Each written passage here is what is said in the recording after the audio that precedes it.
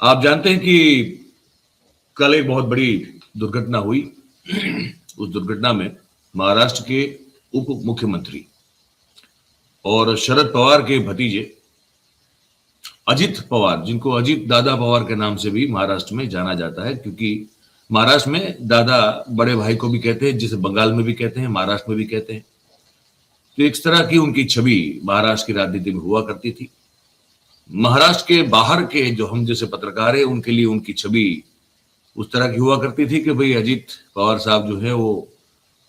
80 घंटे के लिए भी उप मुख्यमंत्री बन सकते हैं, और उनका एक रिकॉर्ड ये है कि वो 6 बार उप मुख्यमंत्री रहे। विमान हादसे में उनकी जान चली गई। उनके साथ साथ 5 और लोगों की जान चली गई जो उनके साथ उस छोटे से विमान में सफर कर रहे थे और बारामती पहुंचने, लैंड करने की तैयारी में थे वो लोग। छोटा सा वीडियो ये लाइव हमारा होगा और इस मुद्दे को एड्रेस करने की कोशिश करेंगे कि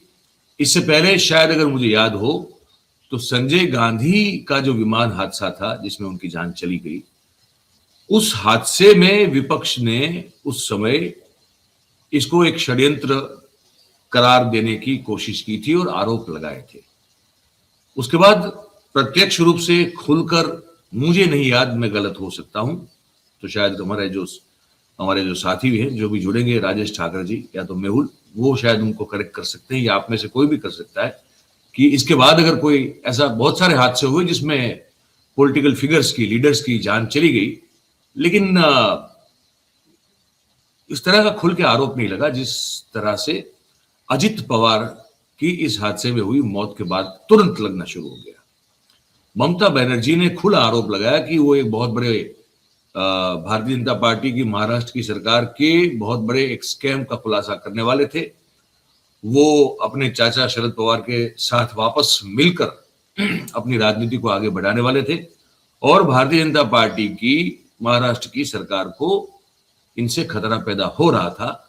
और इसलिए इनकी जान ले ली गई, इस तरह का आरोप है सीधा। अखिलेश यादव ने इस आरोप में अपनी सहमति जताई है। तेजस्वी यादव ने भी जो 1-2 ट्वीट की है उससे भी साफ लगता है कि वो ममता बनर्जी और अखिलेश यादव के साथ इस मामले में खड़े हैं। लेकिन इन सब पर जो है वो ठंडा पानी डाल दिया गया तब जबकि शरद पवार साहब ने खुद इस मामले में अपना एक वक्तव्य, एक बयान दिया, और ये सब कॉन्स्पिरेसी थियरीज जो विपक्ष के नेता उठा रहे हैं इस मामले को लेकर, उन पर जो है पानी फेर दिया। कहा कि नहीं, ये कोई, इसमें कोई षड्यंत्र या तो कोई कॉन्स्पिरेसी नहीं लगती,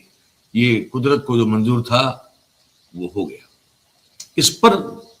छोटी सी आज बातचीत करेंगे। मैं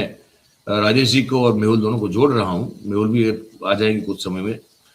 और बातचीत का सिलसिला शुरू करेंगे। मैं चाहूंगा कि मेहुल अगर वो कुछ दृश्य दिखा दे जो दिखा सकते हैं हम लोग उस तरह के, और फिर जब हम कहें तो फिर वो बाइट सुनाए। ठाकर साहब, बहुत बहुत स्वागत है। और ये बहुत बड़ा दुखद हादसा है, एक और बड़े नेता की मौत, और उसके बाद इस तरह का विवाद खड़ा हो जाना जो शायद मेरे ख्याल से संजय गांधी को लेकर हुआ था। क्या आप इस बारे में कैसे देखते हैं, कैसे सोचते हैं? ये वो दृश्य जो अचानक हवा से ही जो है गिरा है, लैंड कर ही नहीं पाया है, क्योंकि लैंड करने से पहले ही वो उल्टा हो गया था या तो टेढ़ा हो गया था। ये दृश्य का नया वीडियो जो सीसीटीवी का आया है इसमें साफ नजर आ रहा है, और उसी को लेकर ये थियरीज चल रही है। ठाकर साहब, आपका स्वागत है, आप बताइए। देखिए, सबसे पहले तो इस हादसे में जिस प्रकार से अजित पवार का निधन हुआ है, हमने अभी अभी जो है कुछ महीने पहले हमारे पूर्व मुख्यमंत्री विजय रूपाणी को इसी प्रकार के हादसे में खो दिया गया था, और आज जो है एक चार्टर प्लेन के अंदर अजित पवार का निधन होना ये दुखद है। तो हम उनके प्रति श्रद्धांजलि प्रस्तुत करते हैं। देखिए, कोई भी पॉलिटिकल फिगर्स, उसके इस प्रकार से अकस्मात जब अवसान होता है तो कुछ ना कुछ पॉलिटिकल कॉन्स्पिरेसी की थियरी मीडिया में भी चलती है, कुछ विपक्ष के लोग भी उसको हवा देते हैं। आपने संजय गांधी की बात की, उसके साथ आप जोड़ लीजिए कि माधवराव सिंधिया और राजेश पायलट, ये दोनों के जब निधन हुए थे तब कांग्रेस के अंदर नेतृत्व के लिए एक जो है टकराव चल रहा था। और उसमें मुखर होके राजेश पायलट, माधवराव सिंधिया, आज के जो एनसीपी के नेता है शरद पवार साहब,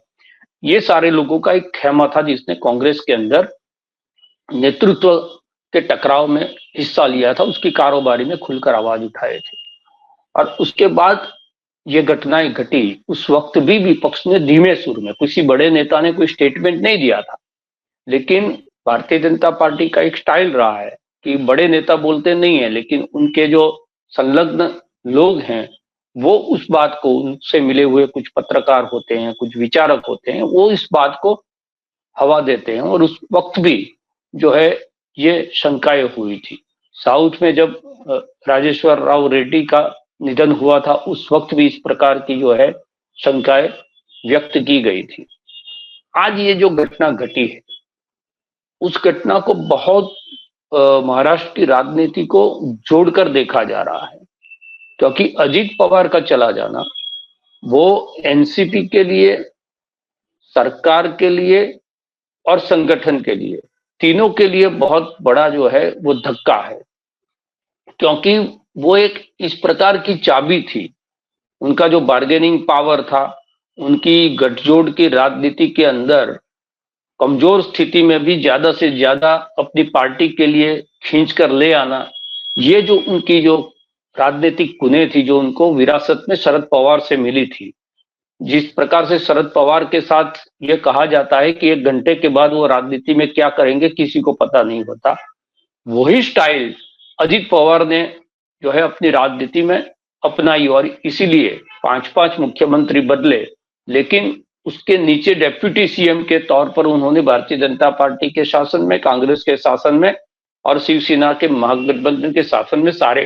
सरकारों के साथ काम किए। तो रामविलास पासवान के बाद एक ऐसी पॉलिटिकल फिगर महाराष्ट्र की, जिन्होंने अपनी राजनीति को बनाए रखने के लिए या राजनीति में प्रमुख भूमिका